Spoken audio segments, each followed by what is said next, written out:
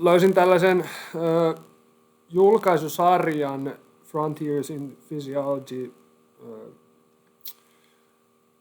lehdestä, ja sieltä siellä oli yhteensä 8 vai 10 julkaisua siinä, niin mä poimin sieltä 4 itselleni ja lähdin sitä kautta selvittämään, että mitä tähän flywheel-harjoitteluun, mitä ollaan tutkimuksen kautta löydetty.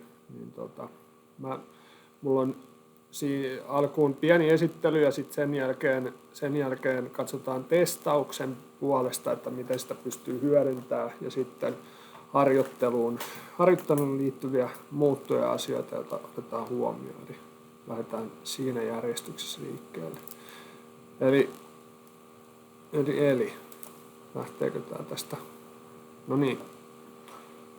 Eli ihan nopeasti, en ihan täydellisesti teknologiaa tuosta flywheelista tiedä, että mitä kaikkea siellä tapahtuu sisällä, mutta periaatteessa se on tuollaisen rotationaalisen inertian perustuva vastus, jos sekin meni nyt biomekanisesti oikein. Mutta alun perin se oli kehitetty avaruuslennoilla harjoitteluun, koska siellä ei tietenkään pysty oikein käyttämään painovoiman takia tavallisia harjoitusmenetelmiä, niin siihen se oli alun perin suunniteltu ja sitten sen jälkeen sitten kaupallistettu ja käytetään urheilijoiden harjoittelussa. Eli siinä on pääasia, miten siinä luodaan se itse vastus, niin siinä konsentrisessa vaiheessa, eli kyykyssä esimerkiksi ylöstulovaiheessa, ja sitten se sama vastus sen pyörällän tai sen kiekon pyörimisen tuottama vastus, niin se lisää sitten sen eksentrisen vaiheen vastuksen myös. Ja mulle näkyy tuossa kuvassa muutama eri kiekko, ja mitä suurempi se kiekko, niin se periaatteessa suuremman vastuksen se siitä sitten luo. Alun perin sitä ollaan ajateltu, että se on tämmöinen eksentrisen ylikuormituksen työkalu, mutta koska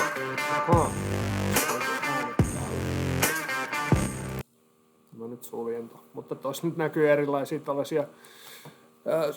erilaisia harjoitteita, mihin sitä pystytään käyttämään, mutta siis se eksentrinen ylikuormitus ei nyt oikeastaan toteudu, tai sitä ollaan kritisoitu ainakin sen takia, koska nimenomaan siinä konsentrisessa vaiheessa luodaan se vastus, joten siihen ei enää sen konsentrisen vaiheen vastuksen lisäksi enää tule pelkästään tuon kiekon voimalla mitään eksentristä ylikuormitusta, mutta esimerkiksi Exerflylla löytyy semmoinen motorisoitu versio, jossa pystytään luomaan eksentrinen ylikuormitus.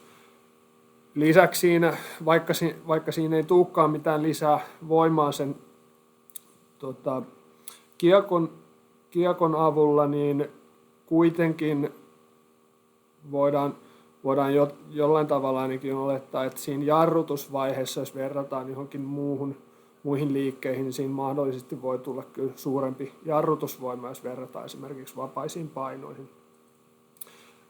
Tutkimusta ollaan tehty viime vuosina aika paljon tämän saralla, mutta ainakin tässä julkaisusarjassa niin silti pyydettiin tai sanottiin, että varsinkin fysiologisten mekanismien osalta ja sitten harjoittelun ohjelmoimiseen liittyviä tutkimuksia olisi hyvä tulla lisää, että tiedettäisiin, että onko ne vasteet jotenkin erilaisia esimerkiksi, kun verrataan vapaisiin painoihin.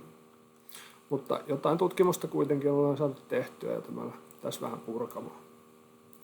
Eli tässä ensimmäisessä vaiheessa mä katson, että miten pystyisi testikäytössä tätä flywheelia käyttää hyödyksi.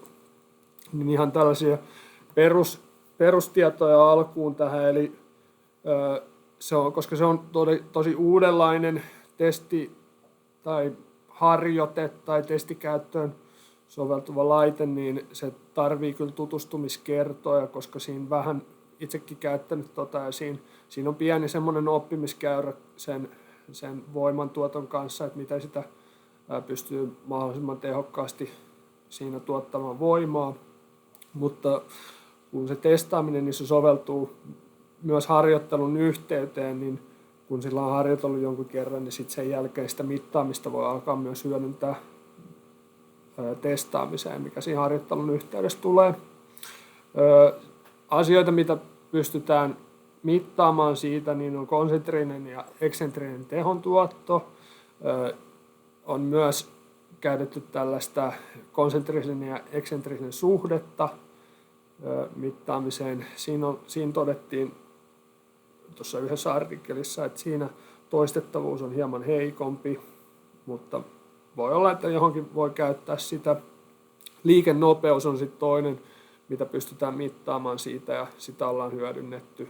Ja se huomioitiin tuossa artikkelissa, että tehontuotossa niin niissä tapahtuu tosi pieniä muutoksia, koska se on riippuvainen siitä voimantuottonopeudesta ja siitä itse voimasta, mitä siihen tuotetaan, niin sinne hirveän isoja muutoksia tapahdu, jos käytetään eri painoja. Esimerkiksi verrataan tehontuottoa eri vastuksilla. Mutta ensimmäinen profilointiin liittyvä testikäytännön, mitä tuossa esiteltiin, niin olisi tämmöinen inertiatehoprofiili, eli mitä sillä pystyisi selvittämään on vastus, jolla saadaan mahdollisimman suuri tehontuotto aikaan sitten eri harjoitteissa. Tuossa oli käytetty, siinä viitattiin mielestäni kyykky testiin tuolla flywheelilla, mutta ei löytynyt mitään oikein sellaista hyvää kuvaa, ja mä tein tuossa noiden suositeltujen kuormien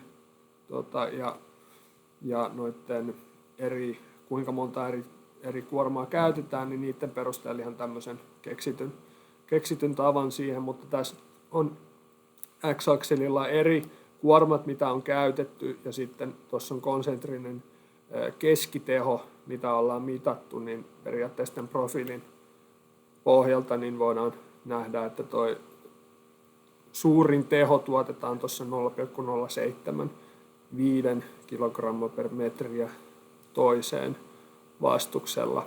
Eli jos haluaa tuottaa mahdollisimman paljon tehoa, niin periaatteessa toi olisi silloin se kuorma. Ja tätä voi tietenkin sitten käyttää myös seurannassa, että sit kun on löydetty tuo profiili ja löydetään, että tuossa tuotetaan mahdollisimman suuri määrä tehoa, niin sitten sitä pystyy testaamaan. Sitten ei tarvitse käyttää välttämättä kaikkia pisteitä tuossa, vaan pelkästään suuremman tehon pistettä ja sitten katsoa, että miten se muuttuu sitten harjoittelun myötä, että tuleeko siinä vielä enemmän tehoa vai laskeeko vai mihin suuntaan se meneekään. Sitten toinen on tämmöinen inertian nopeuskäyrä, missä nyt edelleen tuossa X-akselilla on tuo vastus, mutta nyt tuossa on Y-akselilla, niin siinä on tuo konsentrisen vaiheen nopeus. Eli sillä pystytään myös profiloimaan urheilijoita ja katsomaan, että miten se suhde heille muuttuu. Että se voi olla joko jyrkempi tai loivempi ja pystytään tuottaa enemmän tehoa kuin toiset urheilijat samalla vastuksella, ja sitten pystytään katsoa myös sitä profiilin muutosta harjoittelun myötä. Et periaatteessa miten tuon voi rinnastaa, niin voi rinnastaa ihan tavallisilla vapaapainoilla tehtävään voimanopeuskäyrään. Et mä oon joskus aikaisemmin ehkä esitellyt tätä voimanopeuskäyrää ihan tavallisella vapaapainoilla kyykkytestissä, ja siinä pystytään määrittämään just painoja eri nopeusalueella, niin periaatteessa tätä flywheelia käyttää samalla tavalla. Et löytää ne vastukset, millä joku tietty liikennopeus pystytään saavuttaa, ja sitten käytetään niitä painoja harjoittelussa. Et jos haluaa vaikka nopeusvoimaa kehittää tai enemmän maksimivoimaa, niin sitten käyttää erilaisia kuormia niillä, joka on sitten selvittänyt tuon nopeuskäyrän avulla. Ja tässä mä unohdin mainita just sen, että mitä tässä, toi seuraa samanlaista suhdetta kuin vapaapainoilla, eli mitä suurempi se paino on, niin silloin liikennopeus hidastuu, mutta se voi ehkä olla pääosin aika ilmeistä tai intuitiivinen asia. Joo. Sitten tuosta tehontuoton, niin mä puhuin jo vähän tuosta seuraamisesta, mutta tässä löytyy ihan tutkimuksesta sitä, että miten sitä ollaan seurattu. Eli tällaisessa tutkimusasetelmassa niin oli 3 viikon harjoittelujakso tuolla flywheelilla ja siinä käytettiin joko yhden jalan kyykkyohjelmaa tai sitten tavallista 2 jalan kyykkyohjelmaa ja sitten siinä mitattiin 2 jalan kyykyn tehon tuotto ja sitten sivuaskelkyykyn tehon tuotto. Tuossa on toi Power D, niin se on dominantilla jalalla ja sitten Power ND on se ei-dominantilla jalalla. Ja tässä tutkimuksessa nyt todettiin, että toi tavallinen kyykky tai 2 jalan kyykkyohjelma, niin siinä tapahtui suurempi kehitys varsinkin tuon 2 jalan kyykyn osalta tässä tutkimuksessa. Ja halusin tähän tuoda nyt tämän taulukon esille, että kummallakin harjoitusmetodilla kyllä saatiin kehitystä aikaa, että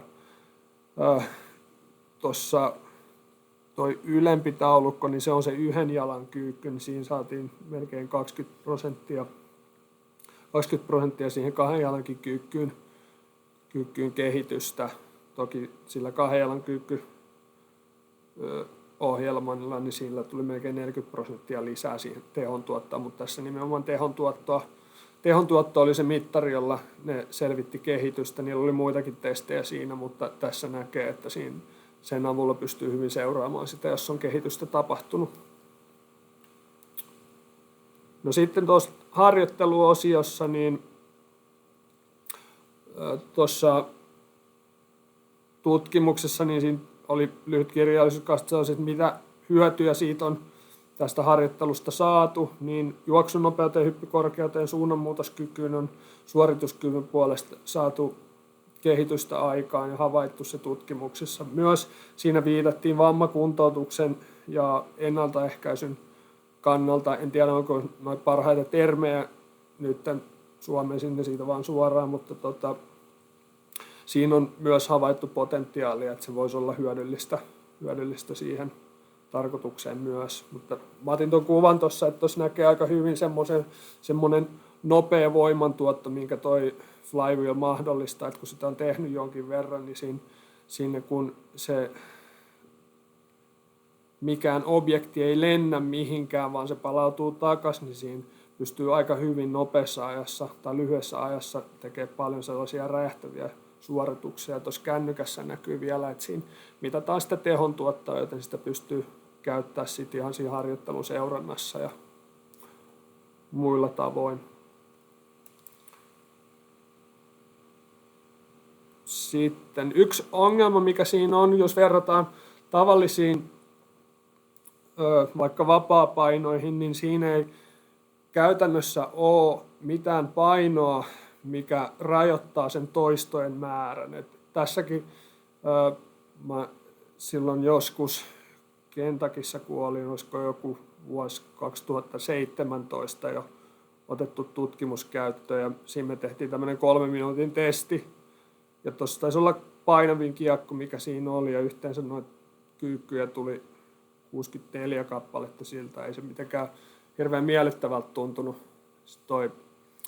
mutta toi periaatteessa näyttää just sen, että ton kiekon kyllä saa liikkeelle ihan millä voimantuotolla tahansa, että mihin se nyt vaan vaikuttaa, että kuinka kova vastus siitä kiekosta tulee siihen eksentriseen vaiheeseen, mutta kuitenkin siinä ei sellaista niin sanottua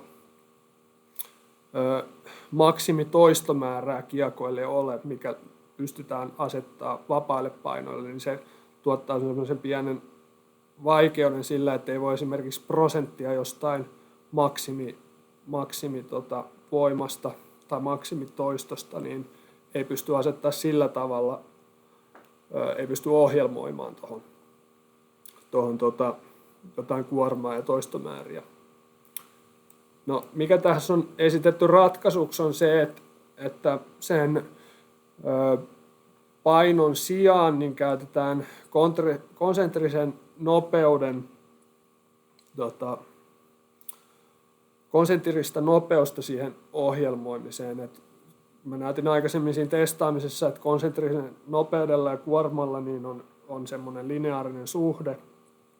Niin tässä tutkimuksessa havaittiin se, että mitä pienempi se konsentrinen nopeus oli, niin sitä kuormittavammaksi nämä koehenkilöt koki sen itse kuorman. Eli tuossa voi miettiä sitä. Ja tuohon pitää lisätä myös se, että mitä korkeampi se tai mitä painavampi se kiekko oli, niin sitä hitaampi se liike myös oli. Mutta tämä vähän viittasi just siihen, että jos halutaan jotain tiettyä kuormittavuutta asettaa niille harjoitteille, niin silloin katsoa, että mikä se liikennopeus siinä on toistojen alussa ja sitten sen avulla sitten määrittää sitä, että minkä painoinen se kiekko pitäisi olla sitten eri harjoitteissa. Eli mitä hitaampi se liike on, niin sitten todennäköisesti sitä raskaammalta se itse harjoitekin tuntuu. Joo, sitten ihan tällaisiin harjoittelun ohjelmointiin liittyviä asioita tuli myös ilmi. Ja tässä 2 asiaa, mitä tässä käsiteltiin, niin oli itse ne harjoitteiden muuttujat. Ja ne on tärkeitä, koska ne määrittää sen harjoitusvasteen sille harjoitukselle, eli minkälainen fysiologinen adaptaatio tai kehitys siitä, mihin se suurin piirtein kohdentuu. Ja sitten rytmitystä viikkotasolla, mikä sitten määrittää sen, että mitä kaikkea muuta siellä flywheel-harjoittelun ympärillä tapahtuu, niin mihin nämä harjoitukset olisi hyvä laittaa siinä viikkorytmillä ja mitkä tavoitteet niillä harjoituksilla voisi olla. Eli ensin näistä harjoitemuuttujista, ja näissä ei ainakaan omasta mielestä tullut mitään sellaista hirveän uutta asiaa, että aika paljon nämä on linjassa tavallisten suositusten mukaan, mitä muissakin voimaharjoittelumuodoissa on, eli kehittävänä harjoitteina, tai kehittävä määrä viikolla, jos jotain 2-3 kertaa ylläpito riittää 1. Ja sarjoja toistoja 3-6 ja 6-8. Ehkä toi on semmoista pikkasen enemmän kuin normaalisti olisi jossain rinnallevedoissa esimerkiksi toistomäärät. Mutta tuossa pitää huomioida se, että yleensä kun sen harjoitteen aloittaa, niin se pitää saada se pyörä liikkeelle, niin siinä voi 1-2 toistoa mennä ennen kuin pystytään niitä tehokkaita toistoja tekemään. Et siinä ei mainittu, että laskettiinko se tuohon päälle vai noiden toistomäärien päälle vai luetaanko ne mukaan tuohon 6-8. Sitten nopeus- ja tehontuotoharjoitteelle, tai jos sitä vastetta haetaan, niin silloin kevyemmät kiekot, että esimerkkinä siinä oli 0,025-0,05 se vastus, ja sitten voimaa, jos kehitetään, niin suurempi paino. Ja sitten sarjapalautus, niin sanottiin, että pienemmillä kuormilla kelpaisi pienempikin palautus kuin taas sit suuremmilla, jotka on sit kuormittavampia harjoitteita. Ja sitten tehon tuottoon suositeltiin tällaisia moninivelliikkeitä, eli esimerkiksi askelkyykkyä, maastavetoa. Ja sitten siinä sanottiin myös, että tällaista yksiniveliikkeen niin sopisi paremmin sitten tällaiseen vammakuntoutukseen, mutta mä en ihan ostanut itse sitä ainakaan, että mun mielestä moninivelliikkeet voi toimia ihan hyvin tällaiseen ennaltaehkäisyynkin ja muuhun, että se ihan riippuu siitä vammakuntoutuksen vaiheesta, mutta tämä ei ole mikään fysioterapeutin mielipide, että ottakaa se miten otatte. Tärkeä juttu tuossa harjoitteissa on kuitenkin se, että tuossa konsentrisessa vaiheessa niin pyritään tuottamaan lähes maksimaalinen voimantuotto, eli pyritään toteuttaa mahdollisimman nopeasti se toisto sen sarjan aikana, ja sitten siitä pystyy jälkeenpäin seuraamaan sen nopeuden ja tehon tuoton kannalta, että monta niitä toistoja oli järkevä toteuttaa, mutta kuitenkin tässä se, mikä iso etu on tuossa, että pystyy toteuttaa lähes maksimaalisen voimantuoton niitä toistoja aika turvallisesti, niin sitä kannattaa tässä hyödyntääkin. No sitten viimeisen osion tässä harjoittelussa oli tämä rytmitys ja siinä on tuossa oli 3 eri mallia, että siinä on yksi tällaisessa preseason vaiheessa, ja sitten 2 esimerkkiä oli niin kuin kauden aikana, että mihin tässä sijoiteltaisiin näitä harjoituksia ja minkälaisia ne harjoitukset oli. Että tässä näkyy, että täällä viimeisessä on tämmöinen harjoitusottelu, mikä ei välttämättä ole mitenkään, ei ole tärkeimmistä päästä siinä harjoituksessa, niin voi 2 tällaista tehokasta tai kehittävää harjoitusta pitää tämän viikon sisällä. Ja tässä oli jaeteltu, puhuttiin loukkaantumisen siedosta ja voimaharjoituksesta. Tämä ensimmäinen tässä MD-4, eli 4 päivää tuohon otteluun. Ja sitten 1 päivä välissä ja sitten seuraavan päivänä niin olisi tämmöinen tehontuottoa kehittävä harjoitus, jos olisi, miten noin 2 eroa, niin tuossa ensimmäisessä harjoituksessa olisi suurempi kuorma ja määrä, eli kuormittavampi harjoitus, ja tässä toisessa niin olisi pienempi kuorma ja pienempi määrä. Sitten toisessa, niin tämä on kauden aikainen harjoitusviikko, ja tässä ensimmäistä lähtien tässä jaoteltiin ei-aloittavien ja aloittavien pelaajien, eli niitä, jotka on aloituskokoonpanossa, niin heidän harjoitusohjelmaa. Ja tässä ensimmäisen vapaapäivän jälkeen niin aloittavat pelaajat ei tekisi flywheel-harjoittelua ja ei-aloittavat pelaajat tekisi sitten, heillä olisi enemmän tämmöinen voimantuotto, suuremman kuorman harjoitus. Sitten seuraavana päivänä vasta niin aloittavat pelaajat siirtyisivät siihen, aloittaisi käyttää taas sitä flywheelia, ja tuossa on vähän eri sitten tavoitteet noilla aloittavilla ja ei-aloittavilla pelaajilla, että enemmän suuremman kuorman ja harjoitteita olisi niillä aloittavilla pelaajilla ja enemmän tehontuoton kannalta, niin se harjoitustavoite olisi noille ei-aloittaville pelaajille. Ja sitten viimeinen flywheelia hyödyntävä harjoitus niin olisi tuossa 2 päivää ennen ottelua, ja siinä hyödynnettäisiin tällaista mikroannostelua, eli siinä kuorma olisi korkea, mutta siinä on vähennetty noita sarjamääriä, että ajatus siinä varmastikin se, että ne pelaajat, jotka menee sinne kentälle, niin ne on palautunut sitä ottelua varten, mutta kuitenkin saanut jonkinlaisen harjoitusärsykkeen ton päivän aikana. Sitten tässä on ehkä tämä vaikein tilanne, jossa on 2 ottelua viikon aikana, että miten sitä pystyt hyödyntämään. Ja tässä on toisena harjoituspäivänä niin hyödynnetty mikroannostelua taas. Tuossa on yksi semmoinen suuremman määrän ja kuorman harjoitus, jossa tulee enemmän tehontuottoa, pyritään parantaa, mutta siinä on suurempi määrä kuin sitten tässä mikroannostelupäivänä, joka on sen ensimmäisen ottelun jälkeen. Siinä noissa mikroannosteluissa oli suosituksena 1-2 sarjaa ja 2-3 harjoitetta. Se, mikä siinä ei ollut, oli se toistomäärä, että se jäi vähän kysymysmerkiksi tässä, että onko se silti se 6-8 toistoa vai voiko niitä toistomääriäkin vähentää, että se jää ehkä vielä selvitettäväksi.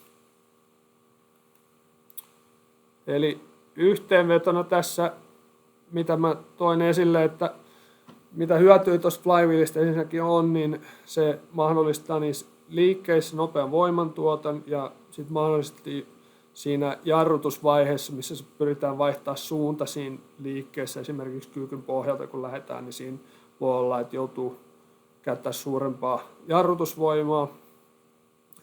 Testaukseen niin liikennopeus ja tehontuoton mittaus onnistuu noilla laitteilla.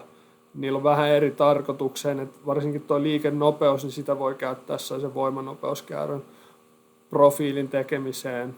Tuo tehontuotto ehkä enemmän, no siinä oli se, että voidaan löytää se maksimiteho alue ja sitten pystytään seuraamaan sitä, että miten se tehotuotto muuttuu sillä samalla vastuksella.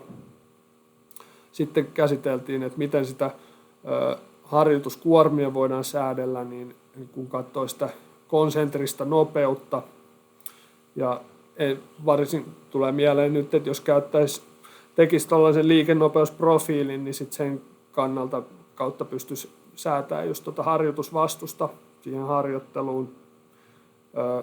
Noissa harjoite muuttuissa en nähnyt mitään hirveitä eroja tuohon tavalliseen vapaapainolla tehtäviin harjoituksiin. Ehkä toistomäärät saattaa olla hieman suuremmat noilla tehoharjoitteluun ja tietenkin se kuorma on sitten sen flywheelin mukainen, se kiekon inertia.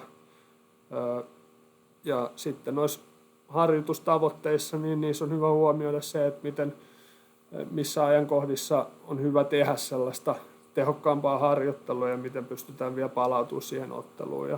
Ja mikroannostelua tässä on tuotiin esille, joka on muutenkin tämmöinen nykyaikainen tapa harjoitella, että sitä voi tietenkin hyödyntää muissakin harjoittelumuodoissa. Eipä mulla muuta, tuossa on nuo lähteet, mitä mä käytin.